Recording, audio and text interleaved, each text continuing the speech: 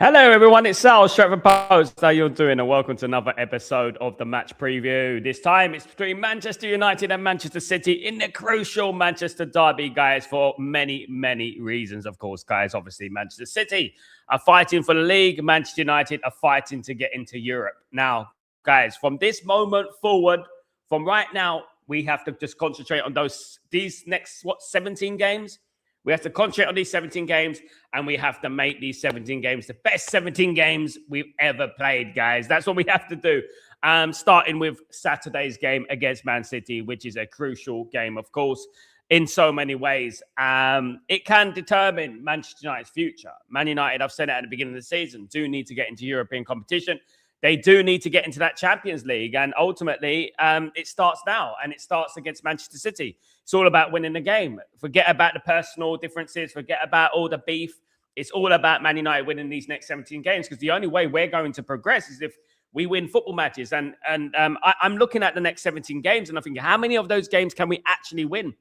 And can we get into that top 5 positions? Obviously, the top 5 may be a Champions League opportunity, guys. It may be a Champions League opportunity with the way English teams are performing in Europe.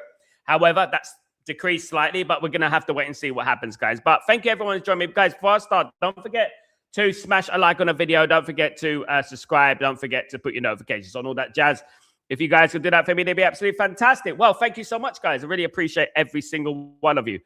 Now, look, guys, obviously it's been a horrible week. I've never felt so disillusioned, so frustrated, so angry about the way Manchester United are going on at the moment. And when we sat Ruben Amorim, it was almost like, you're just going back in time to the worst period of your life. And you're like, are we going that bad? Are we going back? Are we that bad? Are we going back to where we were under Ole Gunnar Solskjaer and all that, when we were actually building something? But as everything in life goes, everything moves on. Everything moves on quickly, doesn't it? And you just have to move on. You just have to get on with it. And football moves on as well. And, everyone will be all right. Ruben Amorim will be all right. He's a millionaire. He'll be fine. Man United need to move on. And Man United need to try and do something that they haven't done in a long, long time, which is going on a very, very good run and start winning some football matches and winning against Manchester City and then going to Arsenal and winning. Look, guys, I'm not saying that we're going to have to win every game, but we're in a situation at the moment where we may have to. The draw against Burnley was harmful. Of course it was. And this is why these kind of games could be negotiated better if we beat the likes of Wolves, if we beat the likes of West Ham, we beat the likes of Everton, and we beat Bournemouth, and we beat Burnley. But that is all to do with the squad, isn't it?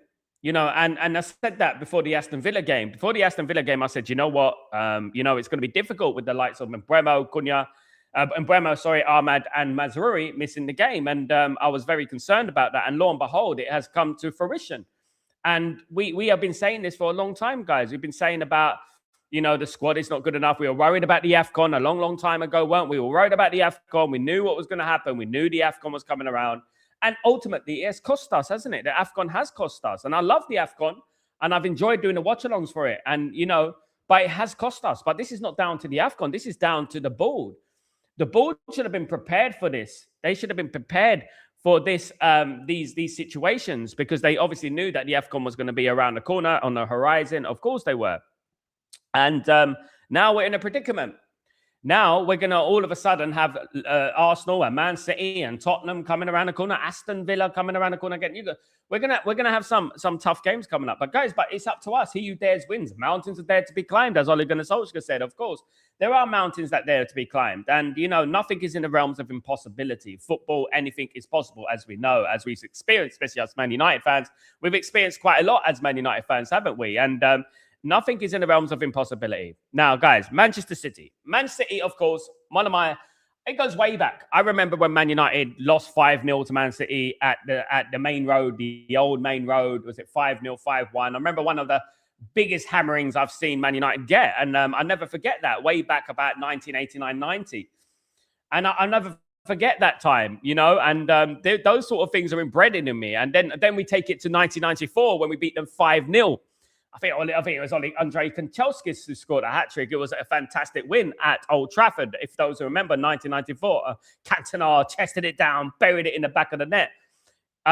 We've had some good games over Man City. We beat Man City many times, especially in the 90s, of course, when Man City didn't have the oil money. Man City didn't have the oil money.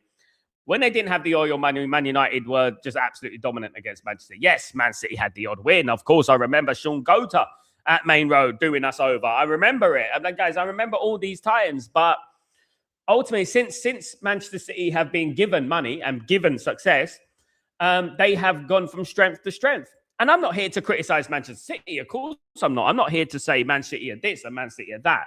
Man City a well-run football club, and I don't care, guys. I'm telling you right now, I don't care about 115, this, that, because at the end of the day, guys, they get away with it. Why are we so nice? Why are we so kind? Why are we so, we can't do that because of FFP, PSR and FFP, it's a convenient excuse for the billionaires. And I've always believed that. I think it's a convenient excuse for the billionaires. And you know what? This PSR and FFP, it just serves to serve the rich again, in my opinion. I just think it serves to serve the rich again, in my humblest of opinions. And, it's frustrating. And they're going to use this excuse again. Now, rumours circulating around Man United, a little bit of transfer news. Right. Manchester United, of course, need transfers, need players, not least Michael Carrick. Michael Carrick is expected to get into the Champions League this season.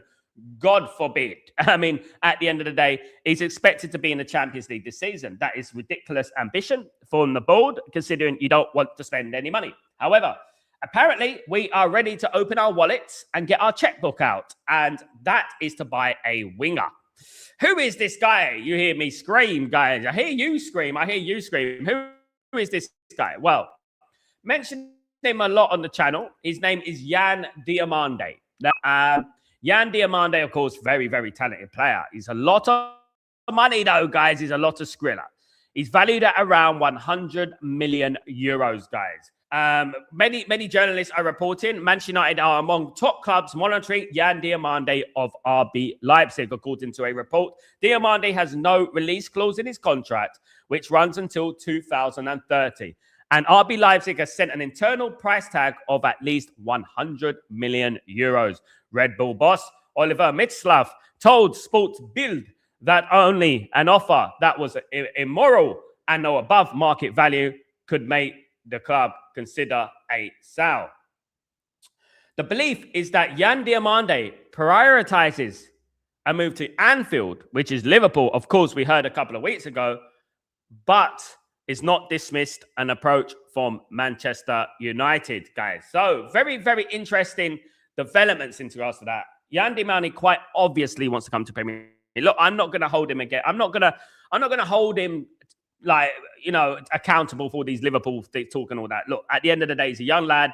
He doesn't really know much probably about English football and rivalry and stuff like that. And you know what? Why would Man United be an attractive proposition right now? And you have to admit now, why would Man United be an attractive proposition? And like I said, guys, many times I've said about Man United and about the longer we go without Challenger for Leagues, the longer we go without Champions League, the generations are going to forget when Man United was successful. And this is the thing, isn't it?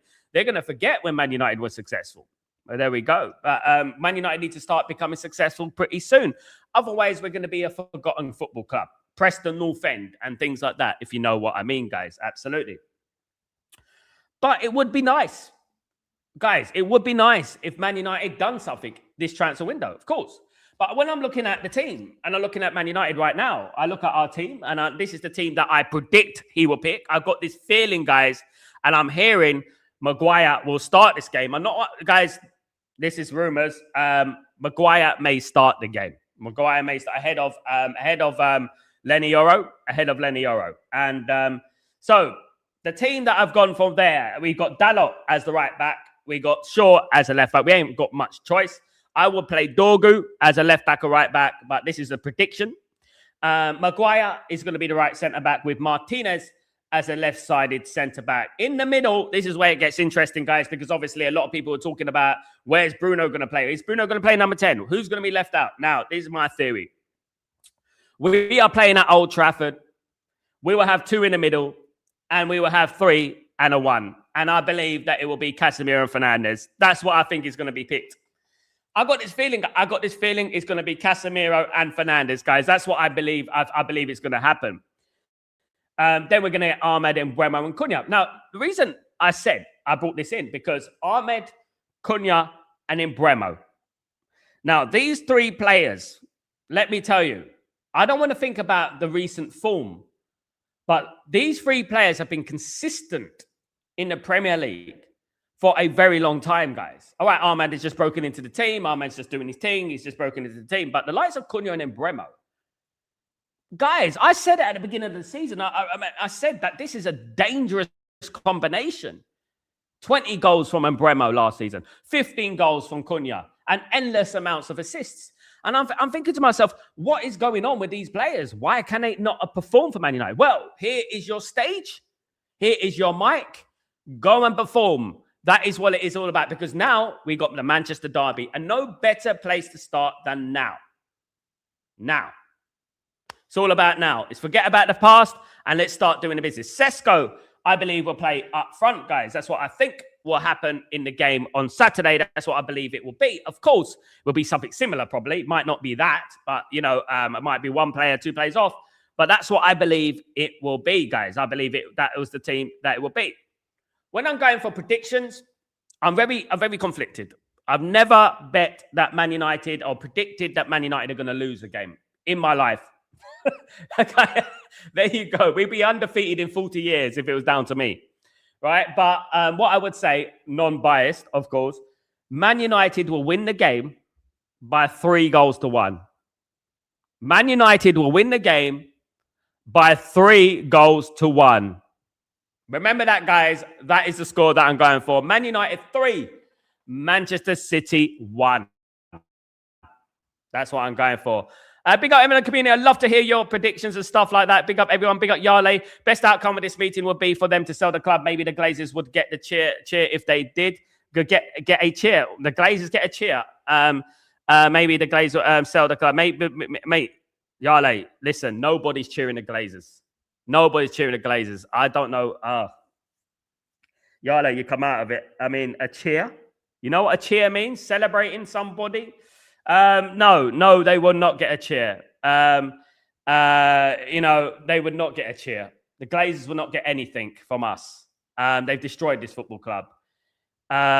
Really have destroyed this football club. No, the Glazers will not get a cheer. They get a chair in the face, but they wouldn't get a cheer. No, they wouldn't. We're not interested in the Glazers and any celebration of the Glazers. This protests on the 1st of February about the Glazers and about Ineos. As a collective, they need to leave the football club. Now, of course, Jim Ratcliffe has gone to Carrington. There is a meeting apparently with members of the Glazer family. And we're going to have to wait and see what happens in regards to that. Obviously, we're not a fly on the wall as many as other people think they are. But, you know, we're not a fly on the wall, so we can't really predict what really is going to happen. Well, what I would say is that I'm hearing from what I'm hearing, guys, don't call me the Oracle, but I'm hearing that Jim Ratcliffe is not happy. I'm hearing that the Glazers are not happy. The Glazers are not happy because they apparently employed the best in class. And they're very concerned about the way which Man United are going at the moment. The protests are carrying on. Nothing has improved. You know, protests are carrying on. You know, and to be honest with you, they both need to leave because they're both doing a bad job. Both of them, I mean, the Glazers have been notoriously doing a bad job. My goodness me, they've been doing a bad job for a very, very long time. Now it's the Ineos are doing an even worse job, guys, to be honest with you. But they obviously, what they've done this last few weeks in particular has been absolutely atrocious. But what they've done since they came into this football club has been pathetic. And I don't want any positivity coming over the Ineos and the Glazers for what they've done to this football club. You know, Ineos facilitated the Glazers. Ineos were there for the Glazers. They gave them the life support machine, mouth-to-mouth resuscitation, all that business. And I would never, ever praise them, no matter even if they went out there and spent $1 billion right now. I would not praise them. I am done with them. I'm done with them because they've left us on the brink. We're writing off another season, guys. How is this acceptable? How is this acceptable, guys? Footballers have, 10, 15 seasons in their career? And we're just openly, happily writing off 1 season, 2 seasons, 3 seasons. Oh, we just write this one off, we wait till the summer. Oh, we just write this one off, we wait till the summer. Same old, same old, same old. Rinse and repeat, rinse and repeat, rinse and repeat. How many times have we been here, guys? How many times have we been here? Right of another season and another season. They need to leave the football club. Leave us alone. Piss off. We don't want you here anymore. You know, we don't want the Glazers and we don't want Ineos here anymore. You know, we're tired of this. We're tired of this, false promises, false dawns. We're going to do this. We're going to do that. I knew as soon as they put pen to paper on their vanity project that this was going to happen. Now, I'm so glad that majority of the fan base are uniting against this cause, are uniting against the Glazers, are uniting against Ineos. I'm so happy about that because at the end of the day, they need to get out of our football club. The biggest problem about Man United is ourselves. We are the biggest problem. And the reason why we're the biggest problem is because we can't unite for just a temporary basis, even if it is a temporary basis, for a common cause, for a common goal, which is getting the Glazers and getting Ineos out of this football club. We as fan base need to put our differences aside and we just say, listen, right, let's all get together and let's fight against the Glazers. Because I'm with you. You should be with all of us. Stop the bickering and stop the bitching and let's get it going, guys. And that's what I would say, you know. Big up, Dave. Big up, Bobby. What's going on, my brother? Hope you're doing well. Good to see you. Bobby goes for 2-1 to Man United. I'll take that, Bobby. Absolutely. Of course I would. Dave, Glazer are money-sucking leeches. They don't like when people mess with the money revenues with Ineos being involved. They've really messed things up. They've messed things up more than they expected. But we predicted this, guys. We predicted this. And I don't like coming on there saying, you know what, I'm right, you're wrong. Because that ultimately, like I said many, many times, guys, you know, we are all on the same boat. We're all going to the same destination. Well, at least we hope so. Some of us are going to bloody Jersey. Some of us are going to Paris. At the end of the day, we need to go on the same boat, right? We are supposed to be on the same boat. And we should all aim towards the same destination, guys. You know, and that is the promised land, you know, of challenging for league titles, challenging for Champions Leagues and things like this. And this is what we need to do. If we fight against each other, it's divide and conquer all over again. If you know about politics, this is what politics do. Divide the people into small little bits, and then you can conquer them a lot more easier. Big up, Stephen. What's going on, my friend? Are they going for a winger? Oh my God, this club sickens me. Yes, they're going for a winger. They're going for guys. It wasn't mentioned, but Diamande is one of the players that they are going for. Man United were interested in purchasing Semenyo not too long ago for 62 million. Let's not forget that we still have that money. Of course, that 62 million is still there. And this is the funny thing about it. That 62 million is there. Do you know what I mean? Daryl, 100% Sal, they need to leave our club. I'm done with these arseholes sucking our club dry for the benefit. Absolutely. Absolutely. They're an embarrassment. They've embarrassed the whole of America. The Glazers have embarrassed the whole of America because now I don't want any Americans anymore. I don't want any Yanks to come to Man United, and they should not be anywhere near the Premier League the way they're running these football clubs. I'll be honest, and that's just how I feel, you know, because at the end of the day, we got people like Abramovich who done a lot for English football, who done a lot for Chelsea, took Chelsea into a nothing team and built Chelsea into one of the best teams in Europe to this day because of Abramovich. That is an ownership, but he gets removed. But you know what? It's okay to have these people sucking the life out of Manchester United, one of the biggest cultural institutions in the whole of Europe, if not the world, you know? Good afternoon, Amina. How you doing? Good afternoon, Sal. I am scared for Saturday's game. Hopefully, Carrick can cause a surprise. Don't be scared, Amina. Don't be scared. It's a Manchester derby. Anything can happen. Of course, I've always said that derbies are the great equalizer. It's the great equalizer in regards to when a derby comes around, it doesn't matter who you are. And I remember, Amina, when we were at the peak of our powers and we used to struggle against Man City, even back then, you know, and we used to lose sometimes and they were shit. But what we have to understand is that this is the great equalizer. This is a derby. Let's keep the faith, Amina. We will be fine. Just keep the Stretford Post. We're going to be fine. And we're here together. We're witnessing it together, guys. We're on the same boat together, like I said. Dave, Sal, I'm going with the lineup too. And for the prediction is 2-1 United or a 2-2 draw. That sounds about right. It's going to be, look, the thing is that what I would say is that my biggest concern about Man United is the mentality. And looking at Manchester City need to win. Need to win. Man United are not in, like, Man United are going for Europe, right? Man United are going for Europe. That's what we're going for this season. We're going for Europe. Is that going to give us enough edge in this game. And that's the only thing that I'm concerned about. Will this going for Europe only give us the edge?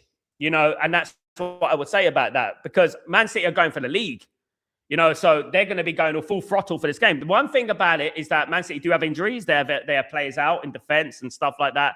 So, hopefully Man United can capitalize on that. I hope they can. They have got a big squad, of course, Man City, but I'm going to say this about Man City. I don't like Man City. Surprise, surprise. I don't like Man City, and I don't like them, what they stand for. But one thing I'll give them their flowers is that, God damn it, their owners are good, innit? Their owners are good. I live in Abu Dhabi, guys. I live in Abu Dhabi. I live in Manchester City territory. This is where Manchester City were invented, basically. I mean, forget about the history of the 1920s and the 1930s. This is where Man City were formed. In Abu Dhabi. Dabbing in Abu Dhabi. Absolutely. This is where they are. And no, I don't see many Man City tops. Sorry. I see more Man United tops. Yes, the megastore is empty. All right. I better be careful before I get deported. All right. Now, guys, what I would say is that they run the football club extremely well. Extremely well. They run the football club well. They are the example of ownership.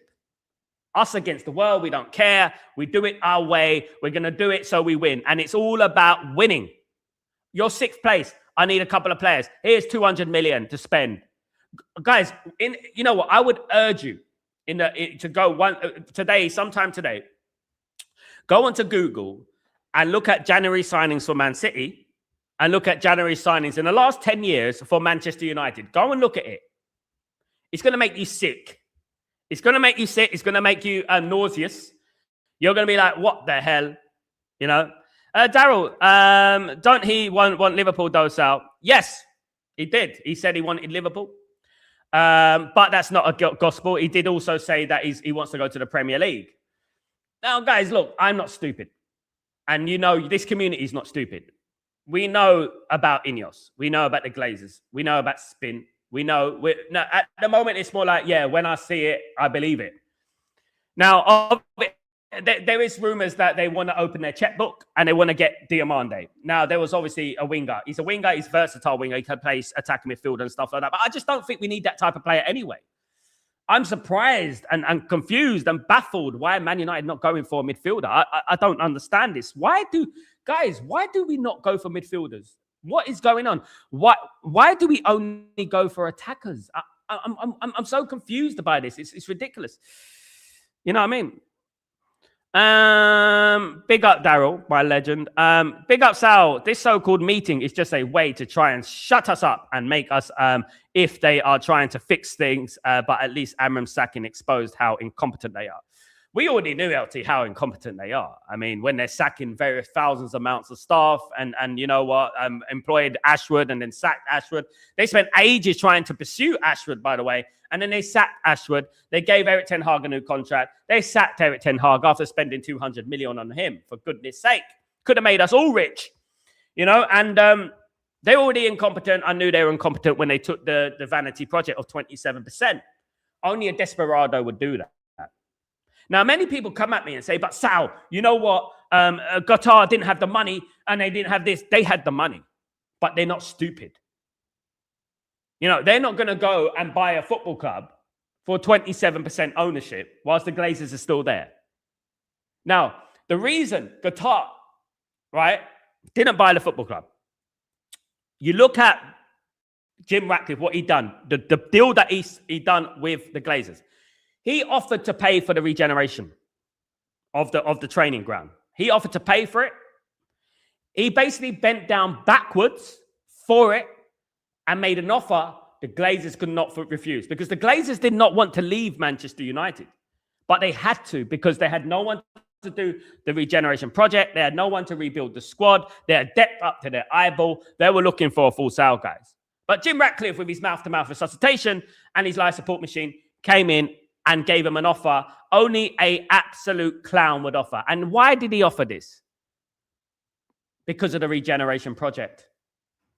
The regeneration project gives you an opportunity to write Ineos Stadium, Sir Jim Ratcliffe Stadium, the Glazers Hotel, the franchises that's going to bring, the money that's going to bring.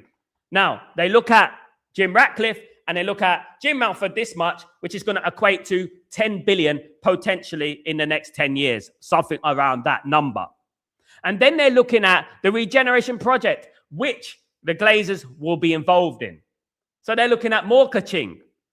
So basically, this is what Jim did, right? So Jim went there and used all these manipulation tactics, just like, oh, we're going to go bankrupt by December. Or, oh, I'm going to buy the football club in 2026. Hello? It's 2026, Jim. Hello, it's 2026. What's going on? Yeah, you're going to buy the club in 2026. Here we are. I'm waiting for you, Jim. I'm waiting for you to buy the full club fully. So this is why Qatar stood back. They said, look, we're going to offer 6 billion straight, which is double the amount of Man United are worth, right? And we're going to pay 1 billion for the debt and clear the debt. The debt is going to be gone. You know, this was what was good for Manchester United. This was what was right for Manchester United. Now, if anyone is coming out this whole scenario, this whole sacking Ruben Amorim, the chaos around Ineos and the Glazers, if anything is coming out of this, smelling the roses, it is Qatar. Now, when I talk about the meeting, there is anger, there is disillusionment, there is disgruntlement in the meeting. Things are not good in the garden. There's also rumors about Glazers and Jim not getting on. Apparently, not getting on, and this is a good sign. We don't want them to get on. We want them to fight. You know what I mean? And this is what it is. I don't think it's a tactic. I think there is something going on. I don't think they'll go all the way to Carrington to do a diss. But there is something going on, and that's what I'm hearing from my sources. There is something going on, and they're not too happy. Of course, Jim's not going to be happy that there's going to be a protest about Ineos coming up on the 1st of February. The first protest against Ineos. This is the first time, God forbid. You know what I mean? It's been a while, isn't it? We've been saying that from the beginning. Go and do protests against Ineos. Ineos are the protective shield of the Glazers. We got to get down that shield again. If Ineos leave, the Glazers are in a predicament. They have to leave. Now, guys, that aside, this next 17 games, I am going to be supporting Michael Carrick with everything. Just like I supported Ruben Amorim, just like I support Man United every single game. Never want us to lose football matches, not like the man, them minions. I don't want us to lose football matches. We want to win football matches. That is how we do things. And we're going to win football matches with Michael Carrick. I hope. Spot on. Derbies, anything can happen. You can watch these players having the best game of the season so far. Yes. Big up, exactly, Dave. Big up, Michael. Hope you're doing well. Dave, I never really thought we'd see worse owners than the Glazers. Ineos showed up and said it's like basically Inspector Gadget. You know, it's like Go Gadget extension of the Glazers, and that is basically what I. You know, if you know, you know, and it's Go Gadget extension of the Glazers, and they're like the Glazers evilest twin. Oh, look, basically, this is what it is, guys. Imagine this is a movie scenario, right? So we've gone through all the enemies. We've fought and we fought and we fought and we got to the Glazers. The Glazers are in the corner. No. And then they press a button. Poof, and then suddenly Ineos comes out. And then they're like, where are you? We're going to save you, Glazers. You know? Bloody hell, man. Honest to God. And they come from all different directions. They're like, oh my goodness, we're out of weaponry. You know, and this is what we're talking about. You know what I mean? And they facilitated that, you know, at the end of the day. And Glazers will never get a cheer from us, Manchester United fans. Real Manchester United fans. Sal, Anthony Taylor is the referee for Manchester Derby. Fuck's sake, honest to God. I mean, why do we keep getting these shit referees? LT, everyone keeps talking about how much we need a CM, but even when they try to spin us in this January, they keep talking about a winger. And I'm so confused as to why they keep talking about attack. Because let me tell you something about attack, LT. Attack sells shirts. You know? The Cantonars. You know? The Ronaldinhos, the Rivaldos, the old name at the back of the shirt. That's why. This shows how infatuated, obsessed they are about money. They want attackers because it's more attackers. Everyone's going to buy a shirt with Semenyo, or everyone's going to buy a shirt with Diamande on the back. Of course they are. They're not going to buy a shirt. Honestly, guys, let's think realistic. They're not going. Man United will not. People will not buy a shirt with Anderson on the back, or even Baleba. They won't. They're going to buy an attacking thing, and that's how my theory on it. Amina. So I heard Tuchel favourite for the Man United job. I don't want Tuchel. I'd rather than Luis. I would rather Luis Enrique. Tuchel's in line. I would rather Tuchel stay as England manager. I think he's a good manager, and I think he's good for England. And as an Englishman, I would rather Tuchel stay as an England manager. What I would say is that I would prefer Luis Enrique. I would prefer Luis Enrique. That is my choice. I believe that. Apparently, Man United are in talks with numerous amounts of managers, including De Zerbi and Luis Enrique. So hopefully, Man United can do something, can bring in a good manager. Obviously, Michael Carrick has distanced himself from the full-time position, rumored that he doesn't want the job full-time. He wants to be a coach, and he wants to manage the likes of Crystal Palace and teams like that before he goes into that big job. And as I said earlier this morning, I find that very, very respectful. I find him very respectful for that. For someone to come out and basically admit, I'm not ready for this job, it takes a lot of cojones to do that, to potentially miss out on an opportunity. So I applaud Michael Carrick for this. I applaud Michael Carrick for the way he is. He's honest. He's open.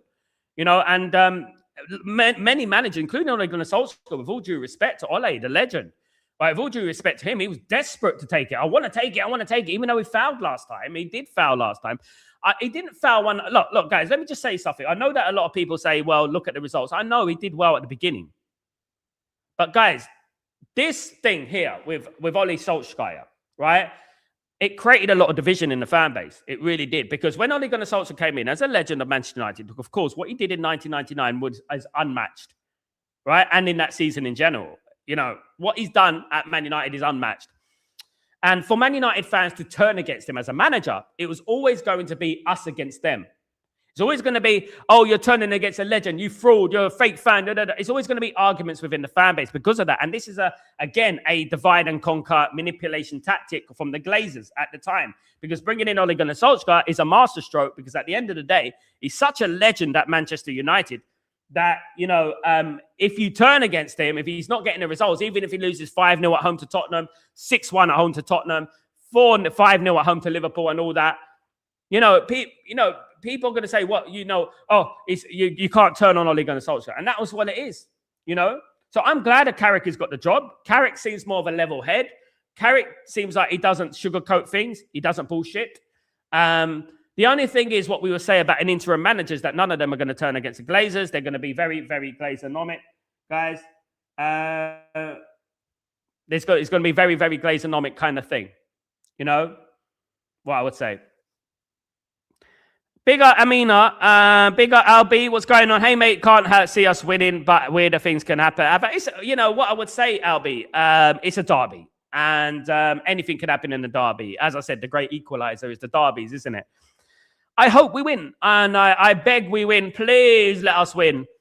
But if we do win, the them minions are going to come out of their barns. And they're going to start saying, you know what, I told you, bruv, hold that. I told you it's about Amram. I told you, bruv, it's about Amram. And you know what it's going to be. And this is what we don't want. As I said, all in the same boat, all in the same goal. We need the same mentality, and we need to have the same goal. Man United winning, Man United being successful. Because at the end of the day, let me just tell you, the them minions and everyone around, let me just tell you about football and Manchester United. Whilst we're bickering with each other, whilst we're fighting each other, ESPN FC, Talk Sport, Sky Sports, Jamie Carragher, Liverpool fans, they're all laughing at us, guys. Laughing. They're enjoying it. They love it. They got their popcorn. They're loving it.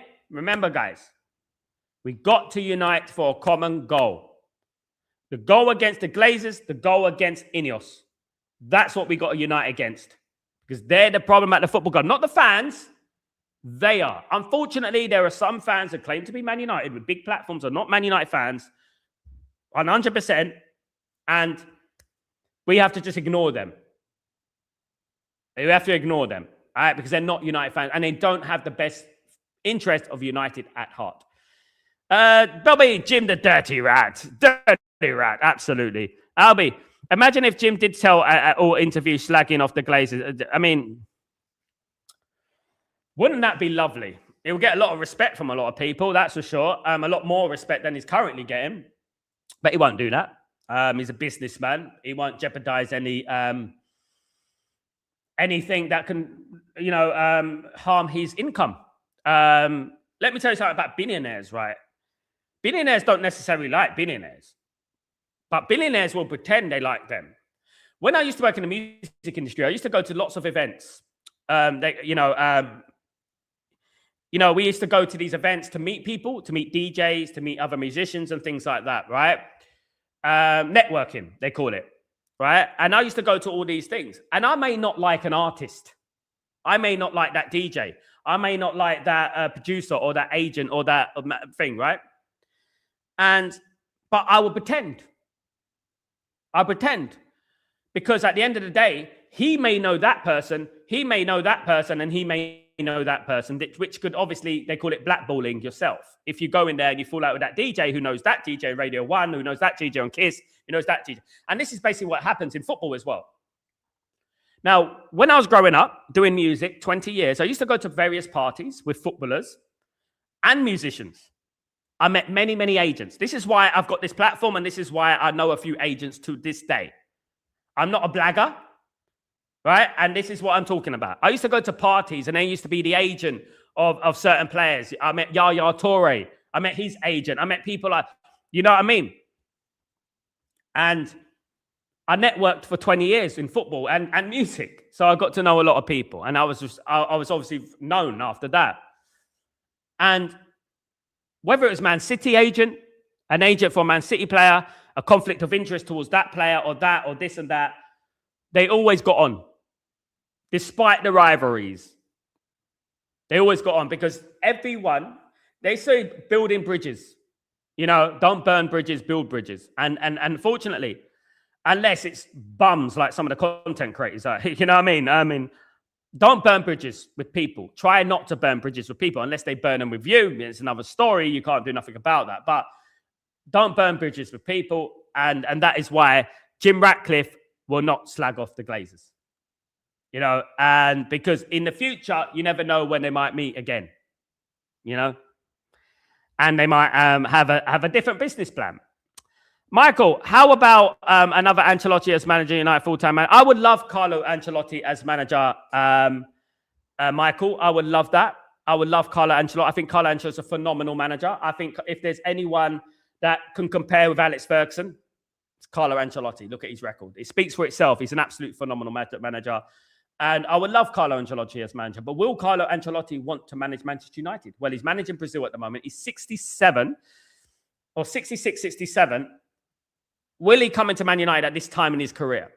Will Carlo Ancelotti come into Man United, right, and be dictated by Jason Wilcox? It's funny even talking about it. You're talking about Carlo here, right? And be dictated by Jason Wilcox, right? I don't think he would, to be honest with you. I don't think he's going to be told what to do, what not to do, and this and that by Jason Wilcox. One Premier League title in 1995, and of course. Malcolm, what's going on? Big up, an Evertonian. Big up the Evertonians. Big up the Toffees, of course, guys. I love Everton. I know they're Scousers, but I love Everton. And I'll tell you why. Let me tell you a little story about me, right? I done a video for the World Cup in 2014. I used to do music and I filmed a video. I used to do video directing as well for the World Cup in 2014. And I went to every ground in the UK. It's called Alive and Kicking. And thanks to Simple Minds, they gave me big up Simple Minds. They gave us the sample and the song to use. And one of the most hospitable places, and I'll tell you this guys, whenever I've been there, the most hospitable place was Goodison Park at that time. And they welcomed us and they said, look, yeah, you can film wherever you want. Do you want to come inside? Do you want to go onto the pitch? Do you want to go near the pitch? Do you want to go that? Do you want to go that? Do you want to do that? Brilliant. You know what I mean? And of course, we got the great Ray Rooney from Everton, of course. Thank you, Malcolm. Big up yourself and welcome to the stream. Every fan is welcome here, of course, guys. Every fan. Big up, Ruben. We will win for sure. Yeah. I hope so. The legends of our club are the problem. They don't want the club to succeed and put them in history and keep them there. We were 6 points above Liverpool, and now we are behind them again and fighting for top six. Yeah, Jaffa. I think on the overlap, the woman on overlap, the footballer, England, I've forgotten her name. She said it. Go and have a look at it. Within, I think it was about 47 minutes in. She said it really, really true. She said, don't you think it's unfair on the current players to be compared to you guys? You know, Gary Neville goals and stuff like that, because obviously it's putting a lot of pressure on them. But then again, what I would say to you, El Jaffa, is that you can use adversity, you can use criticism in two ways. David Beckham had mannequins hanging from the station after 98 World Cup. He won a treble that year. It's up to you. You make lemonade or you make Kool-Aid. It's up to you. You know, at the end of the day. And Man United are this mentality, and I've been banging on about culture, banging on about that. We're not got it mentally. And you can see that on the pitch. We go 1-0 down, forget about it. Forget about it. We're not coming back. When I was growing up, we could be 3-0 down at halftime and come back and score 5 goals. That was Man United. These days, we're 1-0 down. After 10 minutes, we're like, oh, give up. You know what I mean? That is what it's like now. You know what I mean? Malcolm, I'm not from Manchester. I'm from London. I'm a Cockney Red. I'm from Leytonstone, same as David Beckham. Yes. But season ticket, 8 years, 500 odd games to 1,000. I can't remember how many games I've been. Bloody hell. Around the world supporting Man United. But one thing I will say is that I feel bad because I started supporting Man United in the late 80s, right? When Man United were not the team that they became. Many fans from London, from various parts of the world, started supporting Man United because they were successful, which is why they find it very difficult right now. And they find it very difficult to be patient. They think that standards is a given. They think that standards is a sticker that you get. You know, that's what they think. They think that Linford Christie and Usain Bolt woke up one morning and all of a sudden can run fast.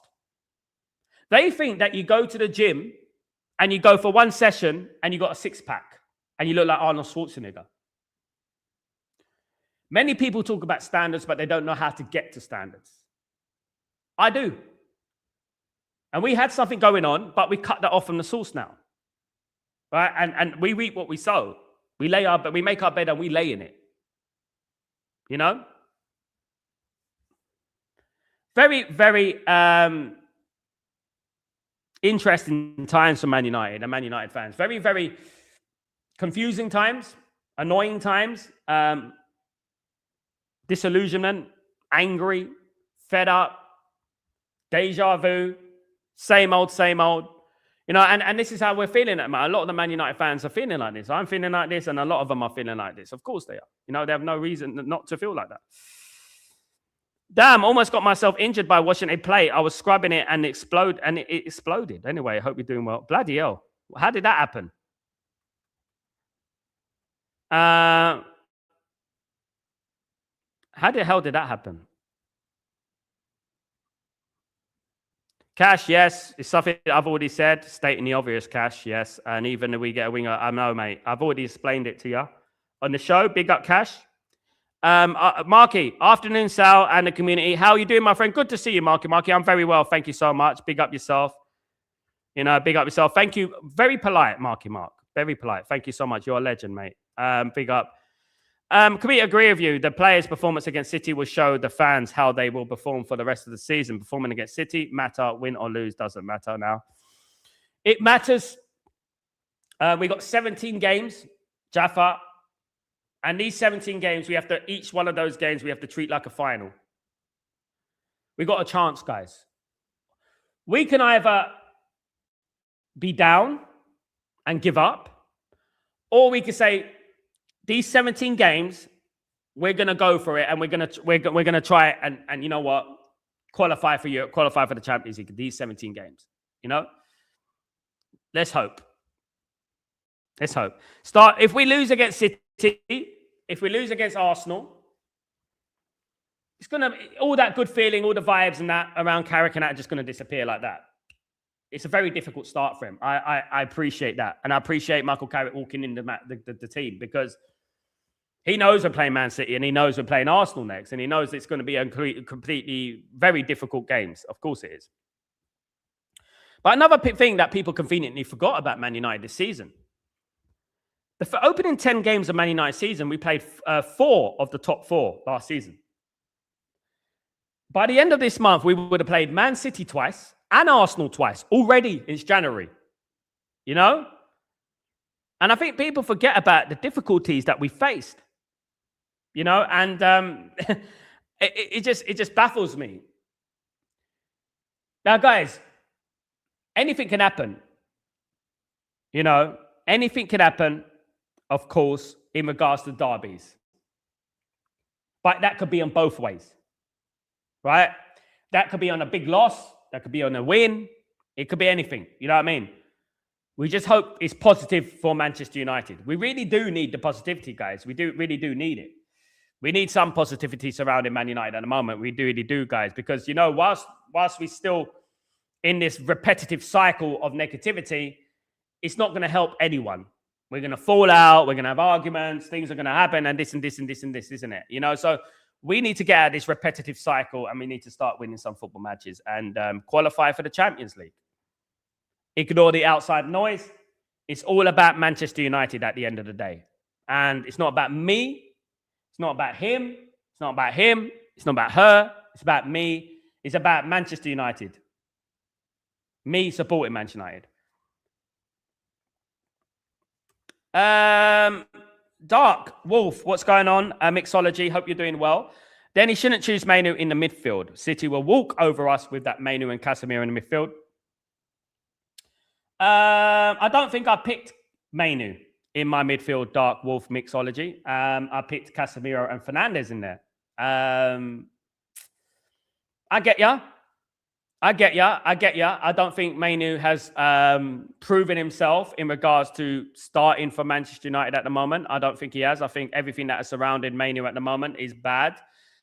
I don't like the fact that he can like Instagram posts and get his brother could do this and that, and his sister can do this and that and get away with it. I really don't agree with that. I think if Man United want to get to those standards, part of getting to those standards is discipline. And that's what it is. And Mainu deserves, honestly, he deserves to be dropped. He shouldn't be playing for Man United what he did. He did not make it any easier for Ruben Amorim, did he? Now, I know the man, them minions. I know them. They're going to support him for whatever reason. And I think that he's been on the pitch now. Every time he's come on, I have not been impressed with Mainu. And that stems all the way back to the Brentford game. If you remember the Brentford game, when he came on and he straight away, he gave away the ball and we conceded a goal. He played the other day. He didn't set the world alight against Burnley. Hell nah. You know, he didn't do that. And he needs to buck up his ideas. And he needs to make sure that he starts playing for that badge. Because ultimately, it's not about me. This football club is way bigger than my opinion. And this football club is way bigger than Kobbie Mainoo. And it's way bigger than the man, them minions too. I know people, they may look at themselves and think they're something big. They're only big in size, not in knowledge. You know what I mean? At the end of the day. But yeah, we hope we win against City on Saturday. It's going to be a difficult game, of course it is. And the vibes next week, I mean, I want them to be good. I want the vibes to be good. I want us to be in a good place. I want us to have a stepping stone. And looking forward to the Arsenal game, not like, oh my goodness me, we could lose 2 in a row, you know. A draw wouldn't be the worst result in the world. But the problem is obviously Man United are going to Arsenal next week. So we could possibly not win. You know what I mean? That as well. And obviously I don't like saying that, but it's a difficult game. Arsenal are a very good football team at the moment. They are turning into Dark Wolf. They are. Remember that, not we. We don't turn into anyone FC. They are FC. Player FC. We're not Player FC on here. We're Realism FC. We call it as it is FC. That's why I call out them the man, them minions. That's why I call them the man, them minions. I'm the only one that calls out these clowns. You know, I'm the only one that speaks up for the people that don't like these people. You know, these people who were given these platforms, by the way. You know, and I will always speak up for it. Big up RJ. How you doing, my friend? Hope you're doing well. Big up yourself. I come from a generation of Brian Robson, my guy, Roy Keane, Schmeichel, Cantona, Cole, Scholes, Beckham, Giggs, Lee Sharp, Andre Kanchelskis, Dennis Irwin, Gary Neville, Steve Bruce, Gary Pallister, Ronnie Johnson, Jaap Stam. Even before that, I came from a generation of Paul McGrath and Gordon Strachan. I come from that generation. You think I give two hoots about Kobe Mainoo? You know, I don't care about Kobe Mainoo. Kobe Mainoo's legacy. He'd be lucky to get near Jemba Jemba or Claberson the way he's going. And this is not an insult. I'm telling realism, and these guys won trophies. He'd be lucky to get to Jemba Jemba and Claberson level, guys. That is what it is.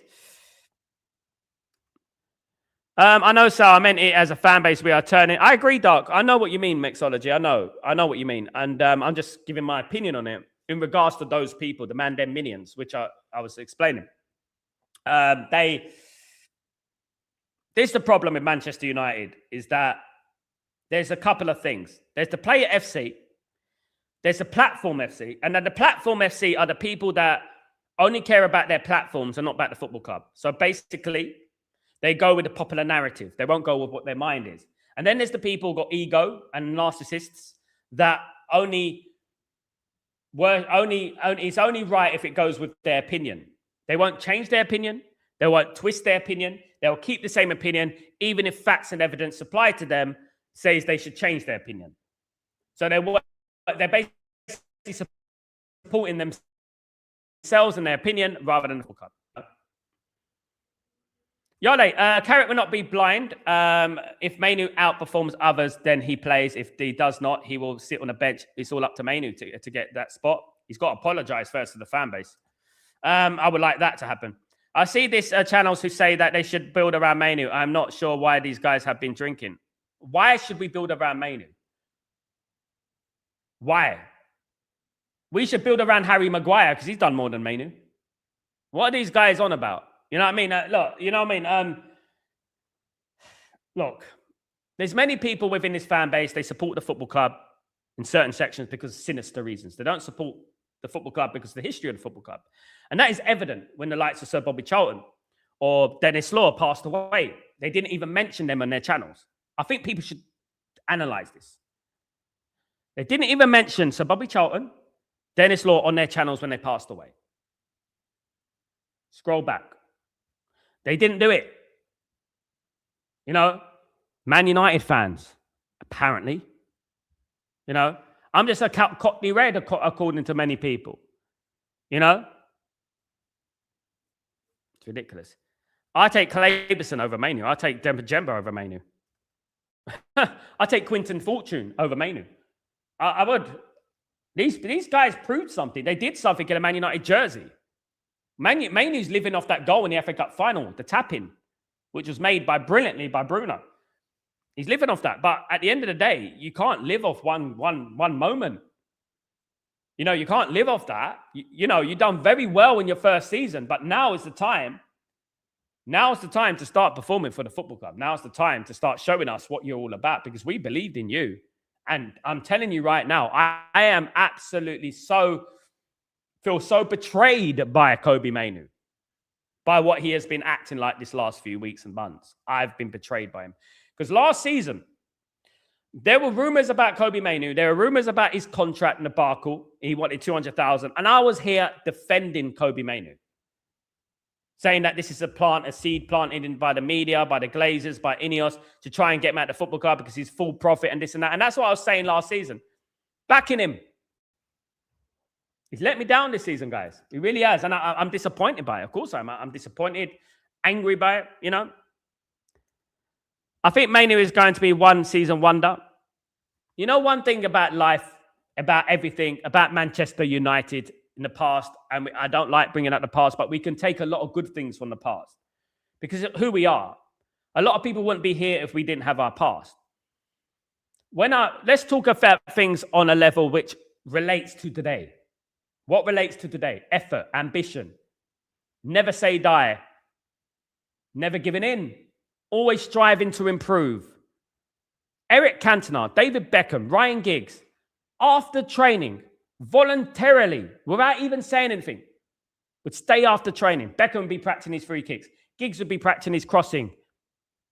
Cantona would be hitting the ball against the wall again and again and again and again. These are legends at Manchester United. They would be doing that.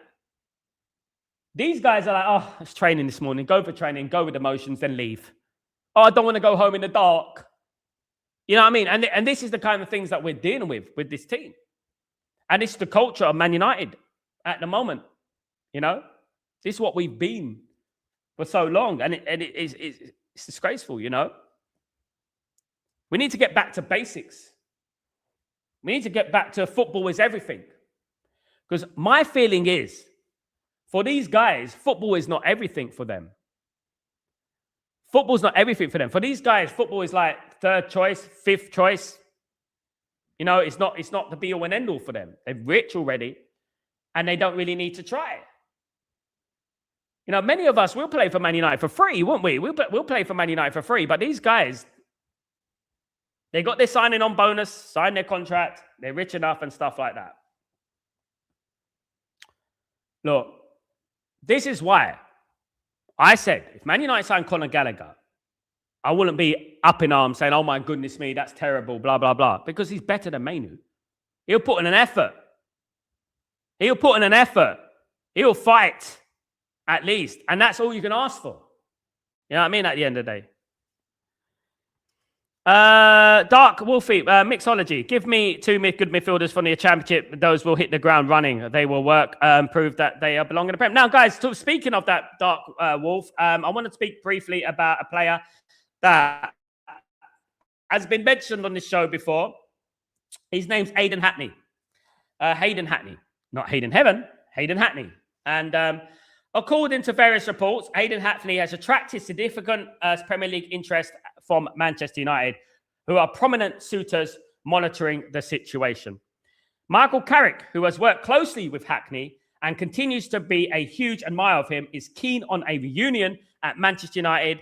Middlesbrough value Hackney at 30 million.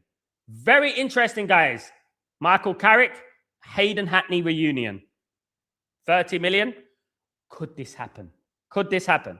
The club is reluctant to sell and is determined not to be pressured into a sale during this month's transfer window, as they do not believe anyone will meet his valuation beyond this season. It is accepted that Middlesbrough would have to sell in the summer if they do not win promotion. Man United can entice Middlesbrough with an offer for Hayden Hackney. Reuniting with, obviously, Michael Carrick would be a good thing. It would be a good thing to have Michael Carrick and Hayden Hackney, one of the up-and-coming midfielders. Of course, and I'm not going to flip-flop from this. Having a player that's coming from the Championship as opposed to having a player that comes from a major league is a big difference. There's a big difference there.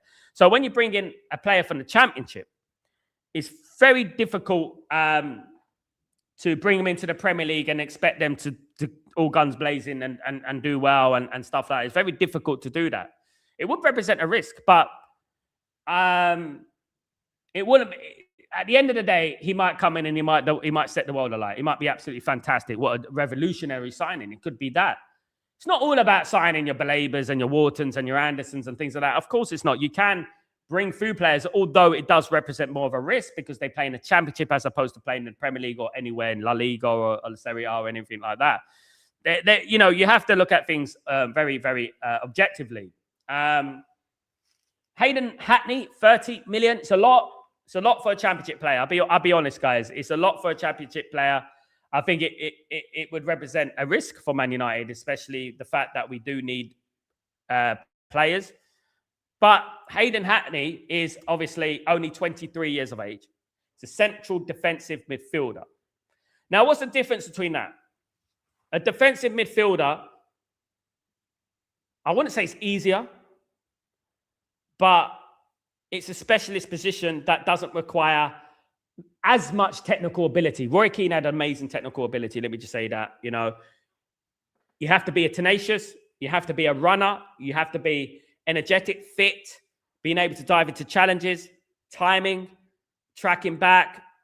You know, it's a lot more on that sort of defensive sort of side. And I've heard a lot of good things about Hayden Hackney.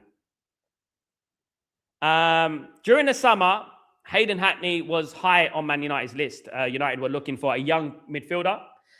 Hayden Hackney was on that list of players that they were considering. And they were impressed with Hackney, you know. At that time, there was a 25 million, and we sort of went away from that because he felt that the 25 million is too much money for Hayden Hackney, etc. But our interest as rekindled, it has resurfaced. Our interest has resurfaced in regards to Hayden Hackney, and a reuniting of Michael Carrick and Hackney could be a possibility. Will it be this window? Like we said, Middlesbrough are looking for promotion. I can't see Man United doing the deal now. I think everything has been kicked down the road, even though we do need signings now. You know, I think everything has been kicked down the road. We are on, guys, the 15th of January. The transfer window is going to end pretty soon. Before we know it, the transfer window will be open and it'll be another failed January transfer window. Another transfer window in January. We failed the last transfer window, in my opinion. We had a 4 out of 10 window and Razi Ra. But it's going to be very interesting. We are at a point in the Manchester United's history right now where we can go two ways. We can either go up or we can go down, right? We can go further into the abyss or we can improve, right? These next two games for me are pivotal. Look, it's not in the end of the world. If we win one, we lose one. But we have to win one. We have to win one. We have to. I would love us to win both games. It's going to be difficult to win both games. Of course, it's going to be difficult to win both games. You know, and the games against Man City and against Arsenal, obviously, both are very, very difficult games. And hopefully we can negotiate them and Michael Carrick can get off to a flying start. I would like to think that the crowd at Old Trafford will be buoyant, will be loud, will be intimidating and stuff like that. I would love that to happen. And then we're going to be building up to the protests on the 1st of February. And I wish everyone involved in the protest best of luck. I'm in Abu Dhabi at the moment, of course. I would fly over if I could. And I hope that we make a noise. And I hope that we send a message. You know, that's what I hope. Because chanting, unfortunately, is not intimidating enough for the Glazers. They don't care. But in regards to Ineos may see this as a sabotage on their business. They might see it as, oh my goodness me, what's going on here? I'm being called out. I'm getting banners. We need to do that, guys. You know, I've seen AI videos of big banners of get Jim out. Massive banners at Old Trafford. They're AI videos, right? Why don't we have that? And I'm thinking to myself, all right, it's an AI video, but why don't we have that? Why don't we have those big banners and things like that? Do you know what I mean? Why don't we have that? Why can't we get these guys out? Why don't we be a little bit more potent? Why can't we be a little bit more aggressive, intimidating and things like that? Do you know what I mean? And that's what I would say, you know. We need to be a lot more intimidating as a fan base, really do. But the noises over this last 24 hours have been good. Trending, we got trending going on in regards to getting Ineos out and the Glazers out. We got loads of things going on at the moment.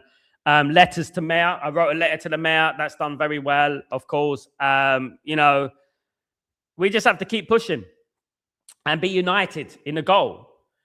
We're never going to agree on everything. Unfortunately, that's life. You know, as Man United fans, we're always going to have our opinion. We're always going to have our favorites. We're always going to disagree. But as long as it's all in goal of going on the same target, which is a successful Manchester United, that's all that matters at the end of the day. It doesn't matter about my feelings or your feelings or his feelings or your differences to my differences. We got Ineos into this football club not because of his main, but it's because of he's good at what he does. It's obviously not at football teams. I've spoken to Nice fans, I've spoken to Lausanne, and every single one of them warned us about Jim and Ineos. This was never about football, and this is what I'm trying to clarify. They wanted Jim at this football club. He's one of them. You know? Now, this is where Man City and Man United are different. I can't argue with Man City fans anymore. Because they accepted Qatar, they accepted Abu Dhabi. They welcomed Abu Dhabi. They didn't just like them because they're mate born and bred. Man United supporter with a Chelsea season ticket. No evidence of him being a Man United fan throughout his life. No photos, nothing apart from when he took charge of the football club. They welcomed Abu Dhabi. We should have welcomed Qatar. That's what we should have done. And absolutely there. RJ, I hope these Glazers out, Ineos out noises make them go this time. Absolutely. Jim can't fix it. Absolutely. Now, it's not about me saying, hold that. There are still people. I see them on my comments, guys, that are still supporting Ineos. You do your job and support your football team. I do my job more than you people have ever done in their bloody life supporting the football team. And people want to tell me, you do your job and support your football team. Let the owners do what they've got. This is precisely the problem. Precisely the problem. If you're going to have this mentality, do not come near this football club. I'm telling you. If you're blasé about the Glazers out movements, the Ineos out movements, which you've been doing now, the Glazers in particular for 20 years, and if you do not respect that, then out the door, man. That's what I would say to those people who still support Ineos and still support the Glazers and the ownership model at this very moment in time. We got protests on the 1st of February for a reason. And I hope we can make this a regular thing. I hope this is not a one-off. I hope we can make this a regular thing. And I hope we can make a stand and get these guys out. You know what I mean? At the end of the day. Guys, I really appreciate everyone. Thank you for joining me today. It's been a good show. My prediction is Manchester United 3, Manchester City 1. Having said all that, that's my prediction for the game, guys. That's my prediction. Man United 3, Man City 1. I would like that. That would be great. We can have a good weekend then, can't we? We can have a good weekend and we can all enjoy it and relax a little bit and be like, oh, thank goodness me. We don't have to go through the toxicity, even though their minions will make it a toxic environment, of course. Man United, same as me, mate. RJ, you copying me, RJ? You copying me, RJ? Same as me, mate. I would go for Man United 3, Man City 1. I think it won't be easy. I know that sounds easy, but it won't be easy. But I think Man United are going to do that. Let's hope so. Let's hope that we can. Absolutely. Benny, what's going on? Any of you guys watch the overlap today? Yes, I did watch it, Benny. Gary Neville spouted a lot of bullshit. Never aiming at the owners. Amarim. Only Roy Keane. Look, Benny, I would urge you, yeah. I know you watched it. I watched it. Look at the way Roy Keane looks at Gary Neville. Like Gary Neville's a prat. You know? Ian Wright talks more sense than bloody Gary Neville. All they keep going on results, so these are results. We were 3 points from 4th. Yeah, look, even the girl, the woman on there, like the ex-footballer, she spoke more sense than him. She's the one who said that, don't you think that, you know, you're putting a lot of pressure on these players because, you know what, you guys, you know, you're legends and this and that, and, you know, you're putting pressure on them, and don't you think that it's unfair? And Gary Neville was like manager, non-stop. You know, him and Carragher. Oh, well, Amram, well, he wasn't good. He wasn't good enough. Oh, it was bad. Worse than ever. 3 points. 3 points. How many points are we away from Liverpool, Jamie? You know, come on. She came out with logic, Benny. She came out with logic and facts. not agendas and sinister narratives. She came out with a logic, you know. But Jamie and Gary in particular, you know, honest to God, they are a cancer to this football club. You know, both of them agreeing with each other. Worst manager with 3 points from fourth, my guys. Honest to God. And they're saying, oh, he's worse than ever. What? I can't believe what they're saying. And just try digging in. You know, it does drive me mad. It really does. The way these guys are, honest to God, it really it annoys me so much. It really does, you know, the way these guys are. But yeah, I watched it and no surprise. We need Roy Keane at the football club in some capacity. It's a godsend. We need it. Even Ian Wright said it to Roy Keane during the overlap today. He goes, why don't you? Did you get the phone call? And da. You know, everyone knows that Roy Keane should be at the football club. Everyone knows it. You know, everyone knows. Jamie Carragher has no clue about, for all the context, what's going on at United, nor does he care. He's a prick. He doesn't like us. He's a Liverpool fan through and through, right? And, you know, I would not trust a Liverpool fan's opinion on the future of Man United because they have not got the best interest of Man United at heart. You know what I mean? They've not got the best interest of Man United at heart. That's what I would say. Guys. But legends, thank you so much for joining me today. I will be back tomorrow for Breaking Dawn, of course. Thank you, everyone who continues to support the channel. Big up Benny, of course. Absolute legend.